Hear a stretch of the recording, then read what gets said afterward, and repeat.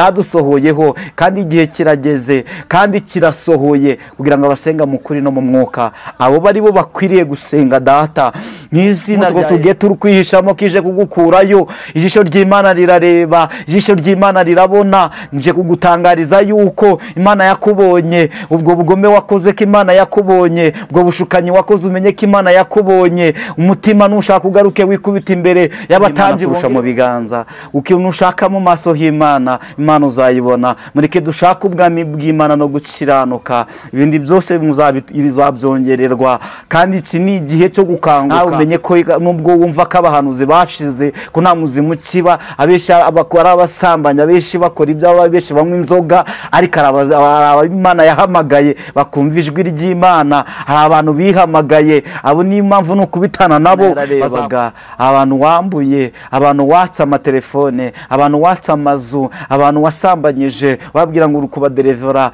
umenye yuko Kristo yatubereye incungu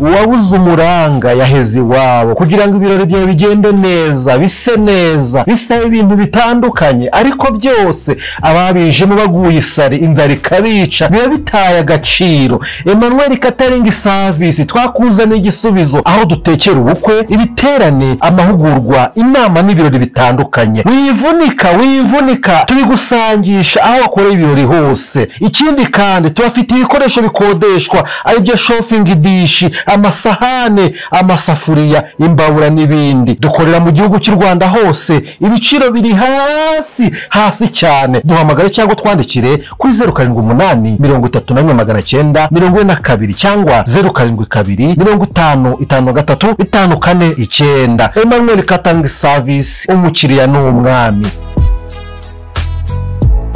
kangusuze kandi nkwifurize amahoro y'Imana simishe twakwiteka Imana ukunda ijambo ry'Imana kandi wakunda ibiganiro byose bica ku Musaraba TV katuvuga ngo ineza y'Imana nibana naye kandi umugisha w'Imana ukomeho ndetse nabawe bose hafi nako rero aho uherereye hose ndagusuje kandi ngo ikaze mu kiganiro cyacu cy'uyu munsi ngize umugisha wo kucana n'umuvuga butumwa mukozi w'Imana Innocent umeze neza meze neza ndashima Imana bakomeye ndakomeye maze iminsi ugiye mu dukinosa maze iminsi ndwaye ariko ubu nakize ndumva ndi muzima urumva umeze neza ufite akabara ndumva mfite imbaraga na mwuka wera byose biravanze ko wakonje ukaba utifubitse abaya mfite numva mfite ubushyuhe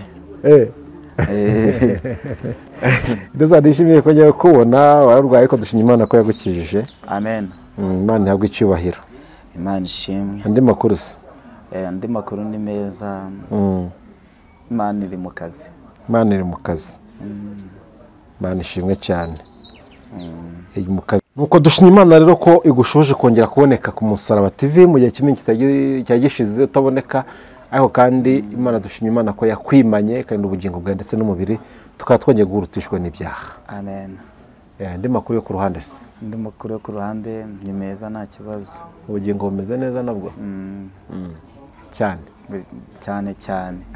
Imana nibyo maranira cyane kurusha ibindi byose icyo maranira ni ingoma ya Yesu nifuza kuzaba tarimba kanze kuri umuririmbyi abantu baje kumbwira ko uri umuririmbyi amakonda yafite hajya nzabasura muri korali yanyu ahubwo amen ubonje gusura umuvuga ubutumwa korali iririmbamo ni karibu zajya basuzubwe ko ariko ujye ugakurikira n'Umusaraba TV ariko mu maribye abantu babaye bishitse kandi igishitsi nacyo ari igihe gitaka babaye ibishitsi buriya mu bintu ntinye amakorali none babaye n'ibishitsi n'ibishyimbo by'ibigugu ngo uragicanira ntabwo kijya gishya ubwo watisha uzigiye nakirijwe muri 80 cyangwa 30 turikora neto twayifunze twanayifunze twejeje vuba undi tubwira nibiki nese no kubira iki mu baririmbi cyane hari umuntu abashinga gukora arambwa ngo korari mu gisoro cya korari ngo ni ihuriro ry'ibyaha byose bibaho ibyo nturabyemera ntago mbyemera korari rero umuntu mu buryo bw'umwuka ariko mu ruzambera muri korari ariko nabyo bibaho nabyo byashoboka mu ruzambera bahehe aha wasanga ariho abantu ntago mbizi usambanya wa mbere bahehe ntago navuga ngo ndabivuga kuri kamera birashoboka wese gutinya kuri gutinya kuvuga ukuri kandi cyangwa ntago hamagaye kuvugisha ukuri oya kuvugisha ukuri nibyo ntibyica umutumirano ariko nyine akenshi arabo baba bavuga ko basengana ari perezida wa korari ariko bakorana n'ibyaha n'abakina n'abo ngabo baririmbana bibaho birashoboka ariko ari n'izo korari zitabaho muri korari namwe ibyo bisa nawe korari yanyu bibaho ntago bibamo titeranya ntago bibamo titeranya utabirarame uramenye tagutega yego twatse kuganira nyine ariko n'ibintu tujya tukora twibaza ko hari abantu usanga mu itorero iyo tuvuze mu itorero rusange cyangwa se mu makorari ugasanga babaye bariyeri zituma abandi batinjira bitewe n'ibyo bakora bitewe n'ibyo bavuga ugasanga zikuririmba ariko agakiza ntako ujye ubibona benshi hari n'umuntu wambwiye ati buriya abaririmbyi bose baze kuririmba atuzajya ushyira akantu k'akabazo ku kintu cyitwa agakiza ko ntako icyo nibyo cyo nicyo nanjye ndacyemera ati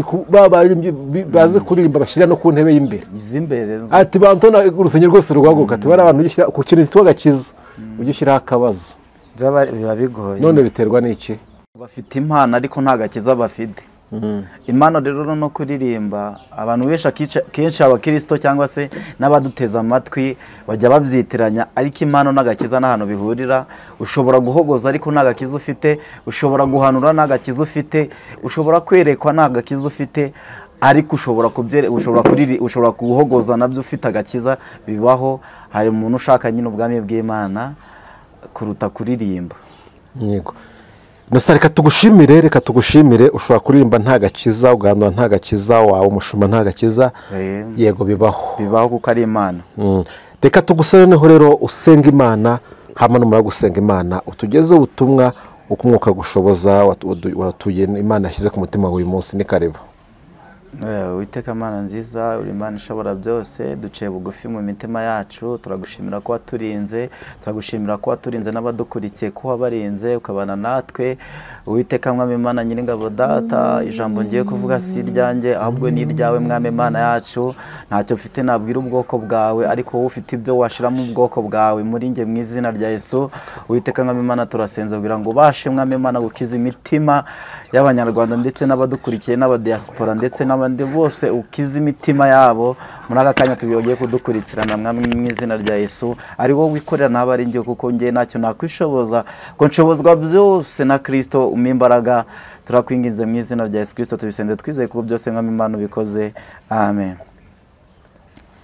aba Yesu bishimira izina rye ryiza ribamara imibabaro rikabatinyura ribamara imibabaro rikabatinyura umutima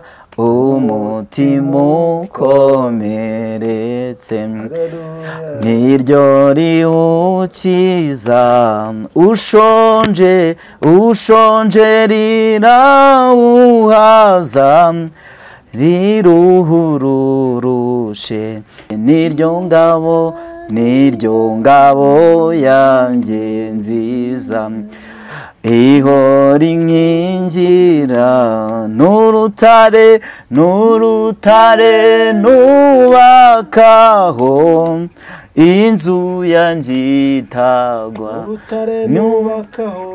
n'urutare nubakaho inzu yanjye itava uri umutambyi nemera, niwo munengera n'umungeri ujyanagira, n'inshuti nizera n'umungeri ujyanagira, n'inshuti nizera, ni wowe bugingo bwanjye, kandi kuri wowe niho nsiga ni kwa Yesu, kandi urimo inzira, niho nsiga ni kwa Yesu, kandi urimo inzira, nuko ndasaba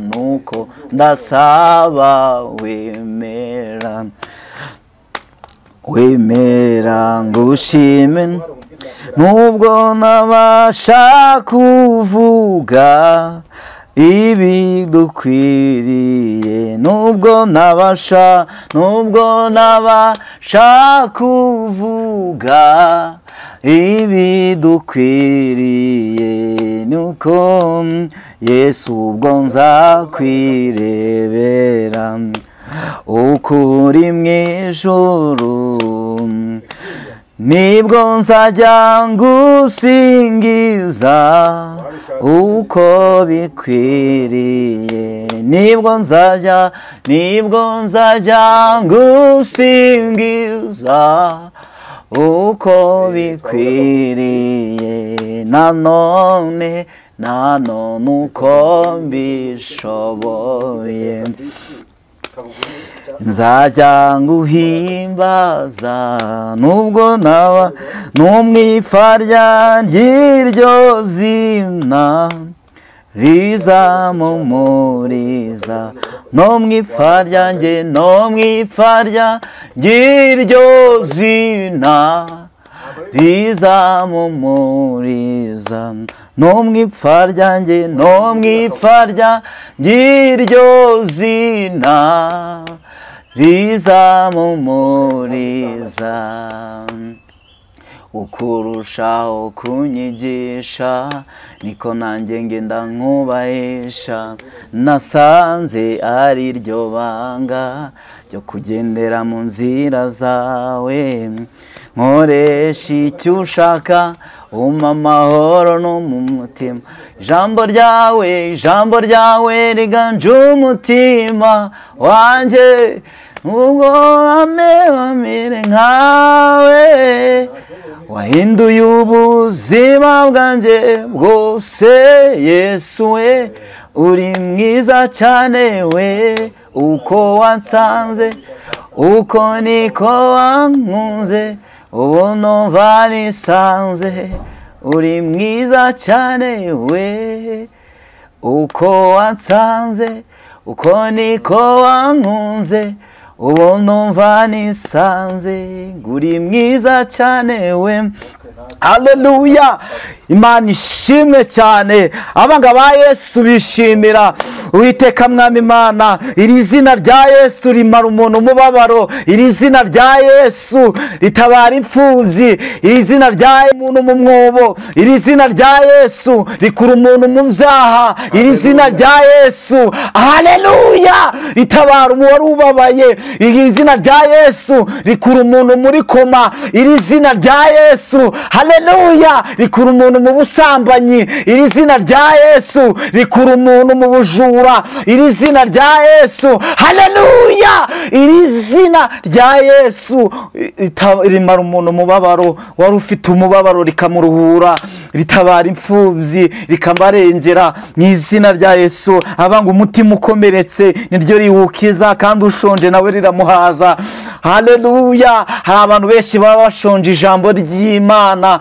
Uwiteka turagira ngo tukubwire ngo wa muntu urimo nkurikira kuri aka kanya, manza utunge ijambo ry'Imana kuruta ubuhanuzi. Ubuhanuzi baguhanurira wagwa, ariko ijambo ry'Imana rizakubaka. Ni nko kubaka inzu ku musenyi, mu izina rya Yesu, uko byose mwami Imana urabishoboye, ukuri Imana ishobora byose. Kandi Uwiteka mwami Imana avuze ngo nta kintu na kimwe kitazaba mwami Imana utamenyesheje intore zawe zigutakira ku manywa na nijoro. Niyo mpamvu Uwiteka mwami Imana tugiye kuganira ku ijambo rivuga kugaruka kwa Yesu kuzabanziriza ubugome. Ni ku mutwe w'amagambo uvuga Teyito nayihaye iravuga ngo kugaruka kwa Yesu kuzamanziriza ubugome. Tugiye kumanza turebe ubwo bugome kugira ngo Yesu aze. Ubugome bwamanje buri kumanza kuza mu itorero cyangwa se mu bantu b'Imana, ibyamanze gusohora. Tugiye gusoma ijambo riri mu Batesalonike ba kabiri ku murongo wa kabiri, usomye kuri 7 turongera dutaruke na 11. Ariko umutwe w'amagambo uravuze ngo, umutwe w'amagambo wavuze ngo kugaruka kwa Yesu kuzabanziriza ubugome. Kugaruka kwa Yesu kuzabanziriza kuzazanwa no guhishurirwa k'ubugome. 7 haravuze ngo 7 umurongo wa 7 aravuze kuko amayoberane y'ubugome n'ubu atangiye gukora. Amayobera y'ubugome na n'ubu atangiye gukora. Amayobera y'ubugome atangiye gukora. Niho abantu bitwaje ijambo ry'Imana bagakorera abandi ba Kristo ubugome atari yivuze. Yavuze ngo zana iyo nzu urimo, uzana amafaranga, waba udukurikiye, waba uri hanze, waba uri mu gihugu cy'u Rwanda, kugira ngo mbazaniye ijambo ry'ubuhanuzi Imana yashize ku mutima rivuga ngo kugira ngo Yesu amanza agaruke azamanza ubugome. Haleluya! Wasangaga ku misozi akagenda ku butayu ahantu henshi hatandukanye, abantu bafite ubugome, abantu basengana ubugome, bazirika abandi ku misozi, baroga abandi. N'ahandi hantu hari abarozi benshi cyane bari mu bakristo. Abapagani ntibakiroga, ahubwo abakristo nibo bakiroga, barogesha bamwe amagambo. Ariko kugaruka kose, ariko uyu murongo warutubwiye ngo katwumva ibirimo, kuko amayoberane y'ubugome n'ubu atangiye gukora, ariko ntazayishurwa keretse uyabuza kubaho. Nibwo wa mugome 8 ushireho 8, nibwo wa mugome azahishurwa. Uwo mwami Yesu azicisha umwuka uva mu kanwa ke, akamutsembesha kuboneka kukuza kwe. Kadutaruke 11:11. Aravuze ngo nicyo gituma Imana izaboherereza ubushukanyi bukomeye cyane ngo bizere ibinyoma. Imana nicyo gituma izaboherereza ubushukanyi bukomeye cyane ngo bizere ibinyoma. Haleluya. Ubushukanyi bwari bwarateye. Ubushukanyi bwari bwarateye, umuntu akagushuka, akagusambanya, akakuderevura n'ibindi byaza. No muri Bibiliya Pawulo yandikira Abatesalonike ba kabiri yarababwiye ko ubushukanyi bugiye kuzaza kandi buzabanziriza ubugome. Abantu bari bafite ubugome, niyo mpamvu Imana yabaye isa naho yegetseho kugira ngo ubugome bumaze bugabonyeke mu bantu, ko abantu benshi bari bamaze gukorerwa ubugome butandukanye, haba mu nsengero. Nari mbazaniye ijambo rivuga ngo kugaruka kwa Yesu kuzabanziriza ubugome. Umenye ko ari igihe ubwo bugome bwamanje kuza, Yesu agiye kuza rero nyuma y'ubu bugome bw'aba bantu bakoraga cyangwa se barimo bakorera abantu b'Imana. Niyo mpamvu guhera uyu munsi utangire kugizera Imana ko Imana ikora igikorana n'uyu munsi. Imana irashoboye. Imana uko yakoraga kera na n'uyu munsi iracyakora. Niyo mpamvu ndimo mbwira abantu uku kubugome bwadutse n'ubushukanyi ntabwo bijeje ubundi, ni ukuvuga ngo na kera byari bihari. Ubu bushukanyi rero ntabwo ubushukanyi buzabanziriza ubugome. Abantu bari bafite ubushukanyi bwinshi cyane, abashumba bari bafite ubushukanyi. Hari umushumba nigeze kubona agurisha serviette mu rusengero. Ubu bugome, ubu bushukanyi, abantu bose bari bamaze kuba bashukanye, abakozi b'Imana bashuka abakristo, niho twari turimo tugeze. Ariko kuko bizabanziriza ubugome. Ariko iri jambo Pawulo ajyandikira Abatesalonike ba kabiri yarababwiye ngo kugaruka kwa Yesu kuzabanziriza ubugome. haleluya. niyo mpamvu ijambo ry'Imana mumanze mubike ijambo mu mitima yanyu kuruta ubuhanuzi, kuko ubuhanuzi buzarangira ariko ijambo ntabwo zizarangira. haleluya. niyo mpamvu imitima yabo yabaye akahebwe igikomera ushobora kubwiriza abavugisha ukuri akaba ariko ntibabemere, ariko umuntu haleluya usenya, nta muntu wasenya umutima wawe, ahubwo umutima wawe niwo ugomba kubohokera imbere y'Imana. niyo mpamvu twari tuvuze irindi jambo dushaka ko dusoma muri zaburi y'ijana na mirongo ine na kane,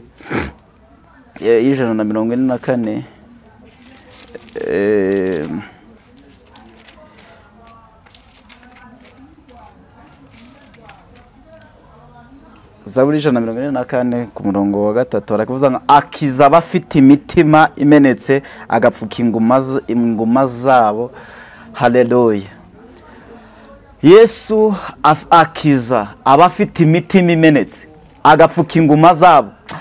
haleluya. niba uzi ko ufite umutima umenetse umurikiye kuri iyi kamera, umenye ko Imana ije kukomora inguma, ije kukomora igikomere cyose wahuye nacyo. uhura n'abakozi b'Imana, uhura n'abantu benshi batandukanye b'abatubuzi babashukanye nk'uko twabisomye muri Bibiliya, kuko abo bashukanye bazaza ntabwo bigeze, nubwo tubyumva muri Bibiliya, ariko aba bashukanye bari bahari, ariko bajya ku misozi bajya gushukashuka abantu bakabakira n'ibyo bari bafite. ariko Imana ya Isiraheli iravuga ngo ije kubapfuka inguma, kuko ije guhagurutsa ba Dawidi bari mu butayu, ikabigakenyuruza abami nayo ikabakenyeza mu izina rya Yesu. uri Imana ishobora byose, uri Imana ipfuka inguma abantu batadupfuka. abantu baradukomerekeje bihagije batubwira ijambo ry'Imana, mu mitima yabo ntaririmo, ariko Yesu aje guhagurutsa abantu bayo banambye bakayinambaho bakayigumaho, bakumva icyo Imana ivuze, bakumva icyo Imana ibategetse, bakaguma ahantu Yesu ari, bakaguma ku birenge bya Yesu Kristo. akiza abafite imitima imenetse agapfuka n'inguma zabo.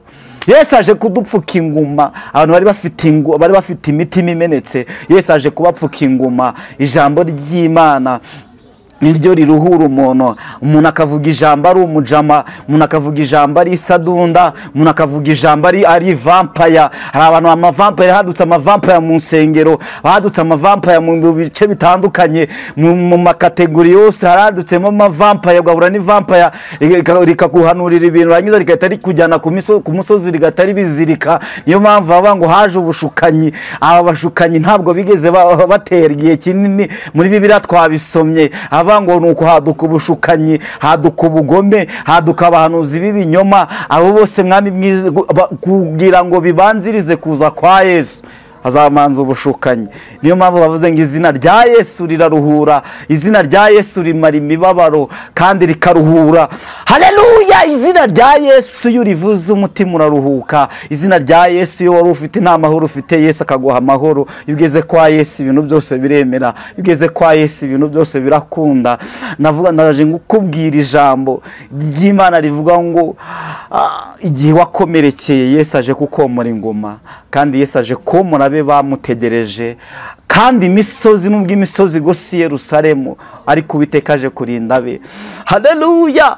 nubwo imisozi igose Yerusalemu, ariko Uwiteka aje guhagarara ku bantu be bayo bayinambyeho. abantu benshi baje bashaka mu biganza ntibabibona baragenda. mureke dushake mu maso h'Imana kurusha mu biganza. ukintu ushaka mu maso h'Imana, Imana uzayibona. mureke dushake ubwami bw'Imana no gukiranuka, ibindi byose bizabyongererwa. kandi iki ni igihe cyo gukanguka, nkuko Pawulo yabivuze, avuga ngo icyo gitumwa bivugwa ngo wowe usinziriwe kanguka, Kristo abone ukuntu akumurikira. Kristo ntabwo yakumurikira ugisinziriye. Kristo bo muri iyi minsi barasinziriye, ntibakiyiriza ubusa. ubiba mumubwiye yagutera n'amabuye, ariko nta kindi kizatuma unesha iyi si, nta kindi kizatuma unesha ibi bigeragezo, nta kindi kizatuma uba mwami mu itorero. nuko uzaba mwami uzagira gute? uzagira urukundo, uciyiriza ubusa, ugasenga, ugahishurirwa, uko benshi bari gukoresha izindi mbaraga. ngo bazakora ibitangaza atari njye uzaba ubibakoresheje. ngo bazajya ku misozi. Uwiteka mwami Imana avuye ngo njye mwami sinigeze mbabona, sinigeze mbamenya, mwahanuraga mu izina ryawe. natwe rero Yesu Kristo, Uwiteka mwami Imana yacu, uka ijambo rivuze ngo akiza abafite imitima imenetse yarangiza agapfuka ingoma zabo. Hari abantu Yesu aje gupfuka ingoma, wowe untegeze amatwi wumve ko Yesu aje kugupfuka ingoma wose ufite. Hari igikomere ufite muri parito mutandukanye, hari igikomere ufite mu kazi, hari igikomere ufite aho utuye, hari igikomere kaje kukumumara, igikomere cyose waba ufite menye ko Yesu aje kuvura ibikomere by'abantu bose bagize gute bakomeretse. Ntabwo ishobora kuvura igikomere utarigeze gukomereka, ariko Yesu avura umuntu igikomere yakomeretsemo. Niba ufite igikomere cya famiye, Yesu aje kuguhuza na famiye yawe. Niba ufite igikomere Uwiteka cy'amafaranga, Yesu aje kuguha amafaranga. Niba ufite igikomere cy'ubushomeri, Yesu aje gutanga akazi. Niba ufite igikomere cy'ibintu byinshi bitandukanye yuko abantu bakwanze, Yesu aje kuguha igikundiro. Yesu aje kugushiraho favor yawe mu buzima bwawe umaze iminsi urira, ariko Yesu aje kuguhoza amarira. Yesu ndagumbwira ngutangarize yuko Yesu akiza abafite imitima imenetse kandi agapfuka inguma zabo. Haleluya! Imana ya Isiraheli na n'uyu munsi iracyakora, kandi ntabwo Eliya niwe wigeze kugera mu gika yumva yuko na ari we muhanuzi usigaye, ariko Imana iramubwira ngo hari 7,000 bitaramfukamira Bayali. Nawe umenye ko nubwo wumva ko abahanuzi bashize ko nta muzimu kiba, abesha abakora abasambanya, abeshi bakora ibyo, abeshi banywa inzoga, ariko Imana yahamagaye bakumva ijwi ry'Imana. Hari abantu bihamagaye, abo ni impamvu no kubitana nabo bazakugora, bazagushiraho n'imyuka yabo barimo barakoresha kuko abanga abakobwa bari 10 ariko batanora abanyabwenge, ariko batanara ari iki ari abapfu. Niyo mpamvu ngo umutwe atinze kuza bajya guhanjuza amavuta. Hari abantu amatabaza yabo yazimye, hari abantu ibicaniro muri bo bitakibabamo, ariko kuko Uwiteka tubwire ngo mbese kugaruka kwa Yesu kuzabanziriza ubugome n'ubushukanyi. Ibyo ngibyo ari byo bizatuma Yesu agiye kwimanukira, Yesu agiye kwiyizira, akaza gucungura itorero. Niyo mpamvu mu Kristo neza amatwi wumve ko Uwiteka Imana yacu irashoboye. Imana yacu nta muntu ujye uyishakira inzira, kandi iyo uvuze ko Imana idashoboye ni nko kubwira ni nko kubwira generali ukamugira amajoro. Ujye usenga, uzamura kwizera, ibintu byose Imana irabishoboye. Igika cyose wanyuramo, inzira zose wanyuramo, ujye umenya ko Imana ya Isiraheli Uwiteka ishobora ibintu byose, nta kintu na kimwe cyayinanira. Niyo mpamvu tugusabye kugira ngo utege amatwi kandi wumve, wihane ibyaha byose ubireke, uhindukire. Kandi numara guhindukira ibyo ushaka ku Mana uzabibona. Abeshi bumva ko ibyo bashaka ko Imana ibakorera, manza ukora ibyo Imana ishaka, Imana izagukorera nayo izagukorera ibyo ushaka. Niyo mpamvu nushaka n'Imana umwete uzayibona. Hari abantu bo muri Bibiliya bayishakanye umwete baza kuyibona. Harimo umugabo witwa Yakobo yishakanye umwete, Imana arayibona. Salomo aza kuyishaka n'umwete aza kuyibona. Abagabo 10 bari mu cyumba kimwe, n'umwe barasenga, bageze ku munsi wa 10 Imana barayibona ngo buzura Mwuka Wera, batangira kuvuga mu ndimi nshya. Nawe nushaka n'Imana umwete nawe uzayibona. Abantu bashatse amafaranga bakayashakana umwete barayabonye. Niyo umuntu nawe umushakanye umwete uramubona, n'Imana nayo yibishakanye umwete nayo za kuyibona mu izina rya Yesu. Kandi Uwiteka Mwami Imana, niyo mpamvu igihe cyose wahagararamo, igihe cyose uhagazemo, umenye ko yuko Uwiteka aje. Igihe cyose urimo uravuga Imana itakuri ku mutwe, itakuri mu mutima wawe, ujye umenya ko Yesu aje kujeho. Inkoni y'Uwiteka ikumanukiye, umenye ko uburakari bw'Uwiteka bukumanukiye. Wowe wamusambanyiwe, wowe wamujura we, wowe wamushukanyiwe, nkuko Bibiliya ivuze, ngo wamugome we wagiye ugashuka abantu ku misozi ndetse no mu butayu no mu nsengero, ukabagurisha amaserivete, ukabagurisha amavuta ya elayo, ngo niki Imana ikweretse, niki Imana iguhaye. ariko umenye ko igihe cyawe kirangiye, kandi n'ahandi kongera gutubura. Wongeye Mwami kuko Uwiteka aje kwegeka akugi, aje kwegekaho rido, kandi kugiye kubibonesha n'amaso yawe abiri. Kandi ubw'ibyorezo byose bigomba gutera, wasenze Imana akabana nayo azayibona. Haleluya. haleluya. Niyo mpamvu abenshi bamaze gutakariza Imana icyizere yuko bahuye n'abagome bagahura n'abashukanyi bagatuma Imana bayivaho bayituka, ariko tuje kubabwira yuko mwongere mugarurire Imana icyizere yuko Imana ari Imana ari nyembabazi, n'uwayitutse wese asaba Imana imbabazi, n'uwayivuyeho wese yongera yigarukire. Hava ngo nimuyita nayo izabata, ariko nimuyigarukira nayo izabagarukira. Iyo usenze Imana irahaguruka, iyo wicaye Imana iricara, kandi iyo uhagurutse Imana irumva. Imana igira gute? Imana irasohoza. Abantu benshi bari mu gahuge, abantu benshi bari bize, abantu benshi ntibari gusenga, kandi iki ni igihe cyo gusenga, iki ni igihe cyo gukanguka, iki ni igihe cyo kuva mu bibi, iki ni igihe cyo gukora neza, iki ni igihe cyo kugira ngo umwami akwishimire mu bihe byose urimo, kandi mu bihe byose nk'uko yaje tubwiye yuko aje kudukiza, aje kukiza imitima imenetse, agapfuka inguma zacu n'inguma zabo z'imibabaro. Nkuko twatangire ku ndirimbo ivuga ngo aba Yesu bishimira, umenye ko Yesu nusenga, Yesu yakwishimira n'aka kanya. Yesu yamara umubabaro wawe ufite, Yesu yamara agahinda kawe ufite, nta wundi muntu wagufite, nta wundi muntu. Inshuti zose zijya zituvaho, ariko Yesu tukagumana. Yesu muragumana mu bihe byose bikomeye. Umuntu yakuvaho, umuntu yakubwira joteme, ariko mu masaha ya saa sita yabikubwiye mu gitondo akabara guhindutse. Ariko Imana ya Isiraheli, Imana yacu ntabwo igihinduka. Imana yacu twarayibonye, Imana yacu twayibonye ikiza, twayibonye mu butayu.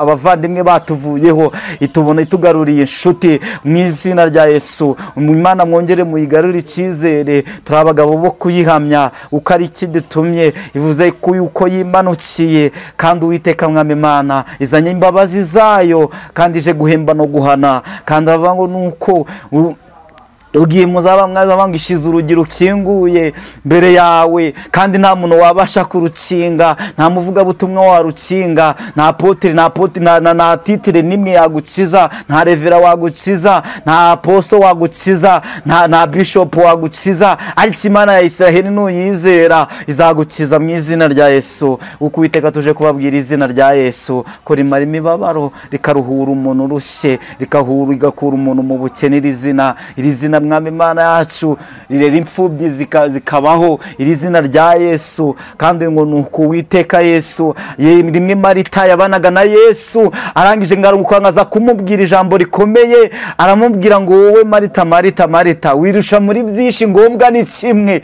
Abanga ariko ngo Mariya we ahisemo umugabane mwiza atazakwa. Nawe witamo umugabane witwa ubugingo, kuko benshi bahisemo ibitari byo, benshi bahitamo Umwami Imana, bahitamo ibidashoboka. Ari ikintu gishoboka cyakugeza ahantu kure cyane, kikagutuza mu wundi mu mudugudu, nugutunga ubugingo kuruta ibindi byose birindwa. Niba ushaka ko Imana rigira ikintu ikora, kuyigeze gutumira abantu bari ku musozi amaze guhaza 5,000, barangije ngo baragenda basubira mu rugo, baragenda batumira abantu benshi, barahaza ngo nuko noneho ngo harongera haruzura, arongera babwiriza ijambo. Ariko abona ngo bageze ku munsi wa gatatu ataratubura imigati, bagenda urusorongotore, bagenda gake gake. Ariko Yesu abasigaranye nabo, asigarana nabo n'abigishwa be 12. barangije ngo nuko Petero aramubwira ngo twakuvaho tukajya he?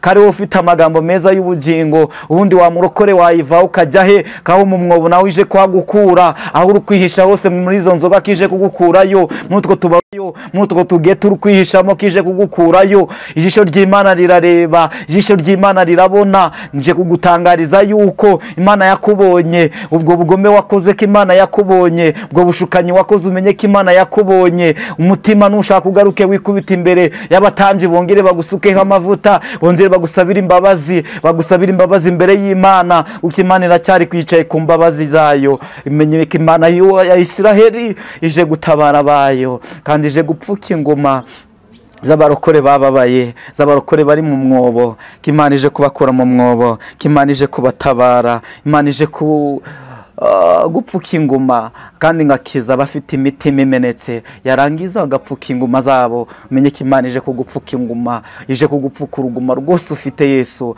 Kandi Uwiteka umenye ko yuko Imana ibintu byose Imana yakubonye, ibyo wakoze byose ntushaka kugarukiraho kwa ubwo bwambuzi, ubwo bushukanyi bwose wakoze. Imana yararebaga abantu wambuye, abantu watsa amatelefone, abantu watsa amazu, abantu wasambanyije, babwira ngo uri kubaderevera, witeka umenye yuko Kristo yatubereye incungu. Yaravuze ngo yafashe imigisha yose ayishyira muri Kristo Yesu. Iyo usomye mu Bakorino niko bakubwira 5 bakomeza kuri iyo mirongo akubwira ngo imigisha yose yayishize muri Yesu, arangije aramuduhereza aramuduha mwami. Niyo mpamvu rero aravuga ngo ufite uyu mwana ni ufite ubugingo. Abantu bari bafite umwana bose bamaze kumucutsa, bamaze kumushira hasi, ariko nutunga uyu mwana azatumugera ku bugingo. Kandi Mariya kazi ariko natwe byadusohoraho ubu ngubu, byadusohoyeho kandi igihe kirageze kandi kirasohoye kugira ngo abasenga mu kuri no mu mwuka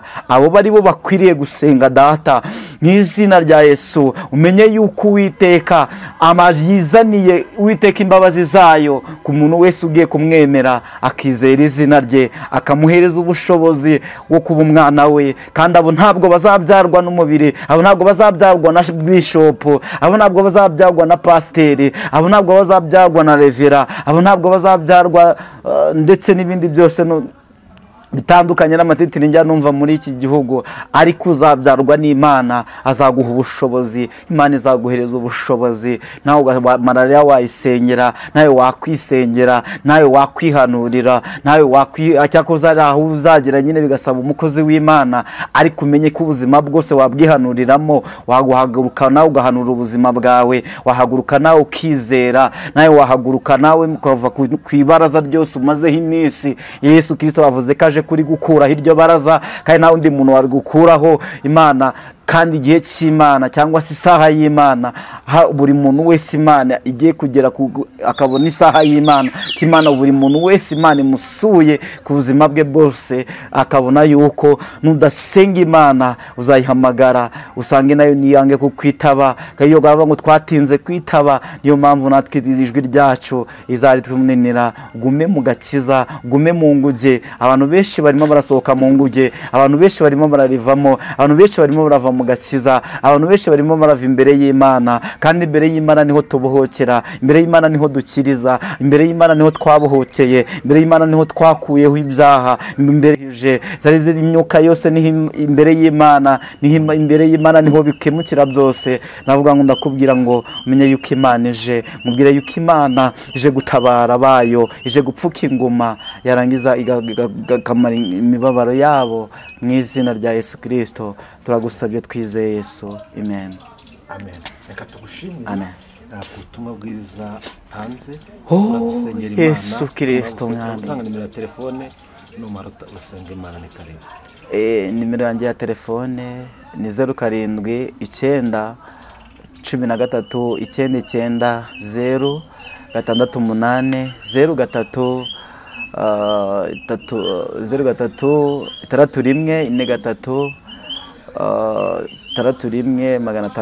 0 ufite WhatsApp. Amazina nitwa Irwinosa. Shalom kandi Imana ibane namwe. Amen. Wasinze barye. Imana guhe umugisha. Amen.